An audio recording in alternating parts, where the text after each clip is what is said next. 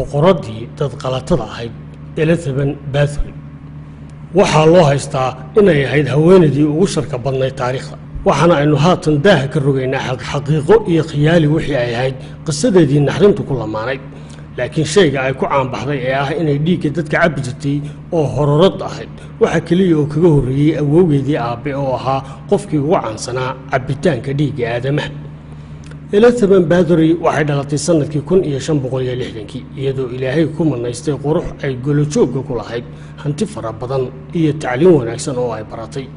bulshada dhexdeedana ay yaraanteedii magac wanaagsan ku lahaan jirtay iyadoo dhanka kalena ka tirsanayd qoyska reer Bathory ee soo xukumayay muddada dheer mandaqadii ismaamulka gaarka ah haysatay ee Transylvania oo ka tirsanayd dalka haatan loo yaqaan Hungary laakiin dhanka kale waxaa qoyskooda ku gadaanaa ceebo iyo falal bahalnimo kuwaas oo ka soo bilaabanayay awowgeed oo la aaminsan yahay inuu ahaa dhiigyacabkii ugu xumaa ee ku mamay dhiigga dadka xilli uu adeerkeedna aaminsanaa inuu addoon u yahay shaydaanka iyadoo laga yaabo in arrimahaasi ahaayeen kuwii ku kalifay markii dambe in gabadhan aynu ka hadlayno ee Elizabeth Bathory ay raacdo jid murugooyin iyo magaxumo ku tilmaanaa isla markaana ay disho oo dhiigga ka cabto boqolaal ruux oo u badnaa hablihii jaariyadaha u ahaan jiray bilowgii nolosheedaba waxay guursatay inankii ay la dhacsanayd oo ka tirsanaa dabaqada hoose ee ummadii waddankaasi kaasoo ay ilmo kaliya u dhashay iyadoo Elizabeth goor dambe dhiigga ka cabtay ninkeedii kadibna hilibkiisii ku qalaysiisay oo u jarjartay eedii ay lahaan jirtay ilmihii yaraa ay u dhashay oo inan ahaana oo isna saaxadda ka qarsoomay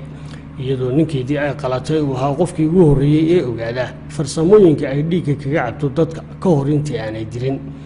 iyadoo hablaha jaariyadaha ah ee ka dhashay qoysaska faqiirka ah halbowlaha jari jirtay markay dhiigga ka fuuqsatana baktigooda si qarsoodiya ugu soo qobi jirtay eeyda dadcunka ah ee ay rabaysatay waxaana hawsha inteeda badan u qaban jiray ninkii adeegaha u ahaa ee laangaraha ahaa iyo haweeneydii sharka badnayd ee Anna Daravolia Elizabeth Bathory waxay bahalnimadeedu gaarsiisay heer ay dhiigga u isticmaasho kariim ahaan oo ay wejiga ku dhaashato markii dambena waxay ku sii kordhisay inay guud ahaanba ku maydhato dhiigga oo hablaha yaryar ee adeegayaasha ah ku dhigmirato saxanka tuushkeeda ee ay ku dabaalanayso markii ay hablo badan oo waddanka u dhashay la waayay ayaa dhibaatadii cadaawadii bahalnimadii iyo dadqalatanimadii Elizabeth Bathory waxay isaga baxday afarta jiho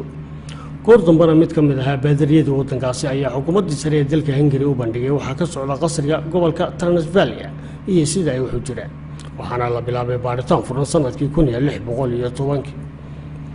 bishii December ee sanadkaana waxaa la qabtay Elizabeth iyo afar qof oo kale oo ku dhowaa oo lagu tuhunsanaa inay dambiga la wadaageen baaritaankaana waxaa lagu ogaaday inay dambiilayaal yihiin saddex ka mid ah shantoodii ayaa dildalaad lagu xukumay mid ka mid ahna xabsi daa'im hase yeeshee waxaa go'aanka maxkamadda laga daayay Elizabeth Bathory maadaama ay qoyska mandaqada xukumo ka tirsanayd laakiin waxaa lagu xiray god aan raxmad lahayn oo dhulka hoostiisa ah halkaas oo ay sharkeeda iskaga hayeen tan iyo intii ay ka soo baxaysay neefteedii ugu dambeysay oo ay ka dhimanaysay sanadkii 1614 shakhsiyaddii Elizabeth waxaa laga reebay sheekooyin badan iyadoo sidoo kalena laga sameeyay filimaan kala duwan oo u badan kuwa aynu u naqaano horarka ama masaasatu dimaa